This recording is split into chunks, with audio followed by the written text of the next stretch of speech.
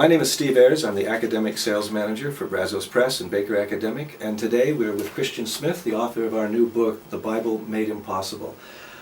Christian, who do you hope will read your book, and what would you like for them to get out of it? Right. I hope all evangelicals, all American evangelicals read the book. I think my argument is relevant for anyone who thinks that the Bible is an authority in Christian life, but who maybe has some questions or doubts about how it's being put to use, especially in American evangelicalism. So I think my argument doesn't speak just to specialists, but to anyone who cares about the Bible and how it's read.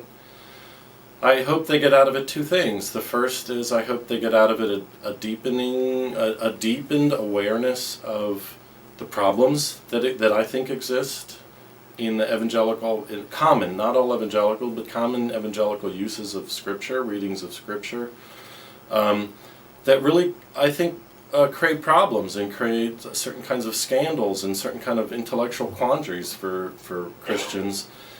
I think there's a need to own up to what those problems are, what's really going on in reading the Bible. And then I hope they also get out of the book a sense that there are alternative ways to think about this, that what I call Biblicism is only one theory. It really doesn't have a lot to commend it, that there are alternative, genuinely Christian, rooted in Christian tradition, ways of thinking about how to read Scripture, how it functions as an authority. And in particular, my argument in the book is there are more genuinely evangelical ways to read the Bible, that the hermeneutic that I'm calling Biblicism isn't a particularly evangelical reading of Scripture. And so I'm not calling for evangelicals to become not evangelical or liberal or something else. I'm actually saying if you want to read Scripture properly, you need to become more authentically and deeply evangelical in how you approach the Bible.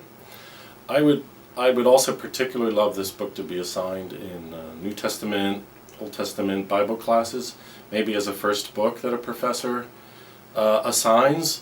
Not because they're totally endorsing it necessarily, but to sort of throw down the challenge to their students.